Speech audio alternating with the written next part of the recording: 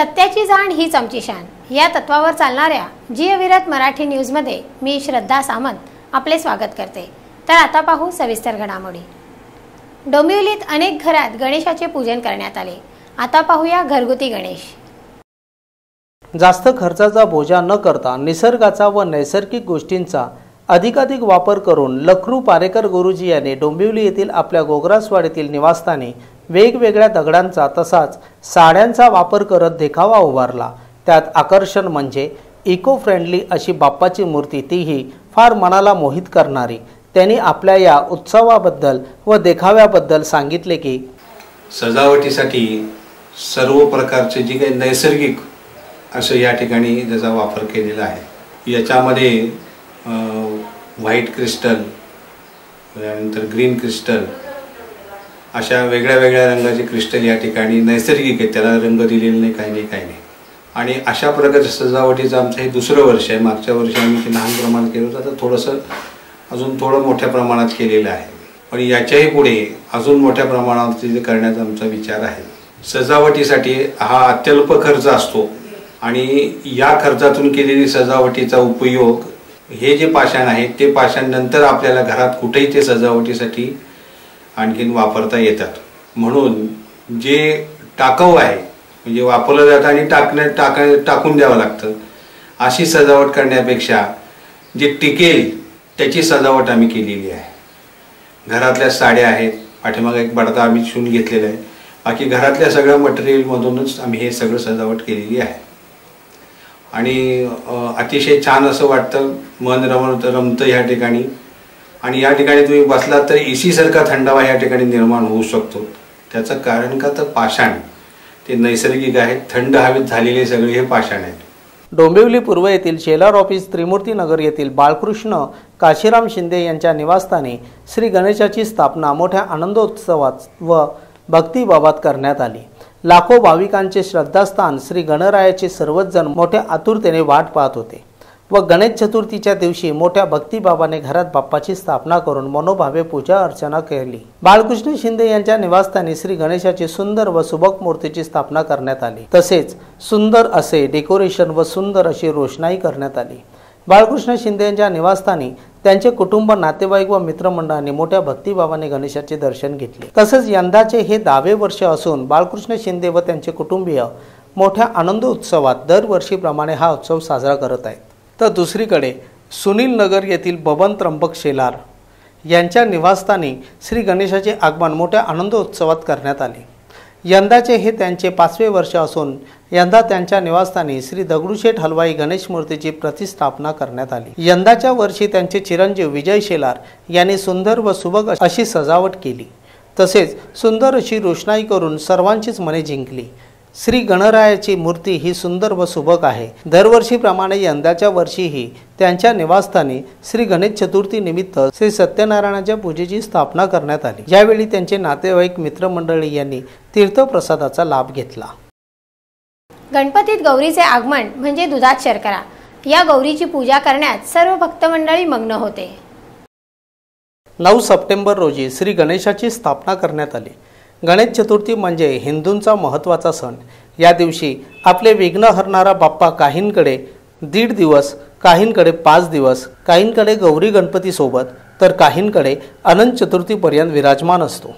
या पावण्याची सेवा करण्याचा आनंद वर्षभर असतो, जो तो आपापल्या परीने पावण्याची सेवा करीत असतात। त्यातच काहींकडे गणेशासोबत पाहुण्या म्हणून माहेरवास घेण्यासाठी गौरीही येतात आणि उत्सवात अजूनच भर पडते ती आनंदाची। अशाच काहींकडे गौरींचे बुधवारी आगमन झाले। आज गुरुवार गौरीची स्थापना करण्यात आली। जो तो आपापल्या परीने संस्कृती व परंपरेप्रमाणे गौरीस सजवतात। माहेरी आलेल्या माहेरवासनीस पूर्ण श्रद्धाभावाने पूजले जाते। यात ज्येष्ठा व कनिष्ठा असे नावेही आहेत। गौरीसोबत गणेशाचे आशीर्वाद घेऊन विसर्जन करण्यात येते।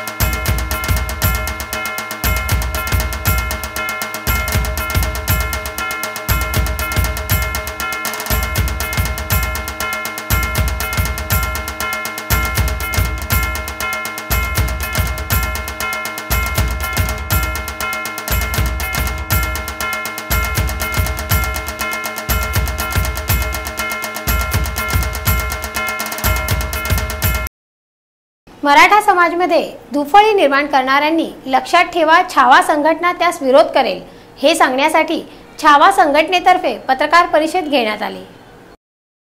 मराठा समाजामध्ये दुफळी निर्माण करणाऱ्या स्वयंघोषित तथाकथित आमदार विनायक मेटे यांनी आमदार जितेंद्र आव्हाड यांच्याबद्दल गैरजबाबदार वक्तव्य केल्याबद्दल विनायक मेटे यांचा जाहीर निषेध आणि जितेंद्र आव्हाड यांनी केलेल्या मराठा समाजाबाबत त्यांच्या कामाबाबत व वक्तव्याचे समर्थन करण्यासाठी छावा युवा संघटनेने मुंबईत पत्रकार संघमध्ये पत्रकार परिषद घेतली होती।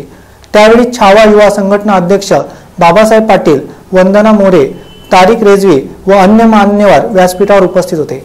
पत्रकारांनी चौफेर प्रश्नांची जोड संघटना अध्यक्ष बाबासाहेब पाटील यांच्यावर केली असता त्यांनी पत्रकारांना समाधानकारक उत्तरे दिली नाहीत। मराठा महासंघ, संभाजी ब्रिगेड यांच्यासह ही संयुक्त पत्रकार परिषद आहे असे या छावा संघटनेने सांगितले होते। या छावा संघटनेकडून पत्रकारांना कळविण्यात आले होते, मात्र प्रत्यक्षात छावा संघटनेशिवाय अन्य कोणीही आलेले नव्हते। छावा संघटनेने मुस्लिम लीग अर्थात MMI यांच्या सलगी साधण्याबद्दल, अन्य संघटनेचे सहभाग न घेतल्याबद्दल, जितेंद्र आव्हाडांना जवळ केल्याबद्दल, शरद पवारांबद्दल केलेल्या विधानाबद्दल अशा अनेक प्रश्नांनी पत्रकारांनी छावा संघटनेला बेजार केले। अशा वेळी छावा संघटनेचे अध्यक्ष बाबासाहेब पाटील यांनी पत्रकारांना सांगितले की समाजाची दिशाभूल करणारे विनायक मेटे आहेत। जितेंद्र आव्हाड समाजाचे समर्थन करणारे। मराठा आरक्षणात जर का शरद पवारांनी लक्ष घातले तर 8 दिवसात आरक्षण होऊ शकते, पण शरद पवार ही व्यक्ती मराठा समाजाचा वापर करते, आतापर्यंत करीत आहे आणि आजही करीत आहे। आपल्या सूचना व समस्या आम्हाला जरूर कळवा। आमचे दूरध्वनी क्रमांक, ईमेल ॲड्रेस। आमचे दूरध्वनी क्रमांक 9819886358 9820104851। आमचे ईमेल ID आहेत jiavirat@gmail.com, grandmastermusic71@gmail.com। आम्ही दररोज रात्री 9:30 घेऊन येणार आहोत नवीन घडामोडी। तर पाहायला विसरू नका www.jiavirat.com मधील जियाविरत न्यूज। धन्यवाद।